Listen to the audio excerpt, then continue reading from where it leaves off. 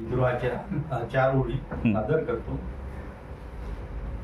जब जब मैंने अपने हक के खातिर संघर्ष का धनुष्यबाण उठाया है, जब जब मैंने अपने हक के खातिर संघर्ष का धनुष्यबाण उठाया है, तब तब तुमने दक्षिणा की आड़ में मेरा दाहिना अंगूठा कटाया। जब जब मैंने अपने हक के खातिर संघर्ष का धनुष्यबाण उठाया है, तब तब तुमने दक्षिणा की आड़ में मेरा दाहिना अंगूठा कटाया है। अब एक लव समझकर मेरा अंगूठा काटा तो मैं भागी हो जाऊंगा, फिर तुम्हारे दोनों अंगूठे काटकर मैं अंगुलीमाल बन जाऊंगा। बहुत बढ़िया।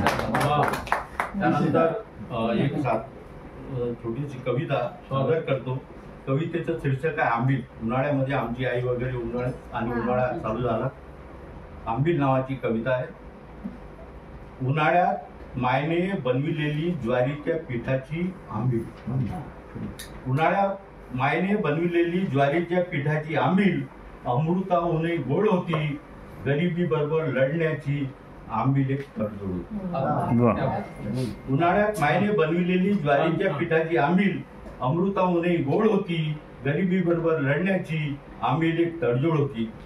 माय सकाळी चुलीवर हांडीभर आंबील बनवायची, माय सकाळी चुलीवर हांडीभर आंबील बनवायची। आंबील म्हणजे गरिबाच्या सकाळच्या न्याहारीचा घास, आंबील म्हणजे गरिबाच्या सकाळच्या न्याहारीचा घास, सकाळ दुपार संध्याकाळ तिच्यात गुंतलेला श्वास। आंबील मध्ये कधी कधी आलटून पालटून पडायचे ज्वारी गहू तूर पोपटीचे दाणे। आंबील मध्ये कधी कधी आलटून पालटून पडायचे ज्वारी गहू तूर पोपटीचे दाणे, आमच्यासाठी तर जसा सुका मेवा थोडा आणे। आंबील मध्ये कधी कधी आलटून पालटून पडायचे ज्वारी गहू तूर पोपटीचे दाणे, आमच्यासाठी तर जसा सुका मेवा सोळा आणे।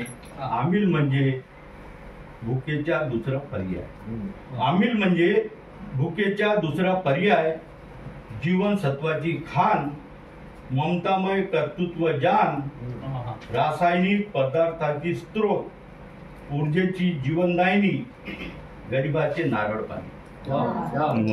आंबील म्हणजे भुकेच्या दुसरा पर्याय, जीवनसत्वाची खान, ममतामय कर्तृत्व जान, रासायनिक पदार्थाची स्त्रोत, ऊर्जेची जीवनदायिनी, गरिबाचे नारळ पाणी, तहानलेल्या जीवाचे नीर, आंबील सुजाताची खीर। आंबील म्हणजे भुकेच्या दुसरा पर्याय, जीवनसत्वाची खान, ममतामय कर्तृत्व जान, रासायनिक पदार्थाची स्त्रोत, ऊर्जेची जीवनदायिनी, गरिबाचे नारळ पाणी, तहानलेल्या जीवाचे नीर, आंबील सुजाताची खीर। आणि शेवटचा आहे, सूर्य जसा लांब जातो आठवणीच्या सावल्याही लांब लांब होत जातात। सूर्य जसा लांब जातो आठवणींच्या सावल्याही लांब लांब होत जातात। आंबील मात्र आजही तटस्थपणे उभी आहे, मायच्या पदराला धरून, मायच्या पदराला।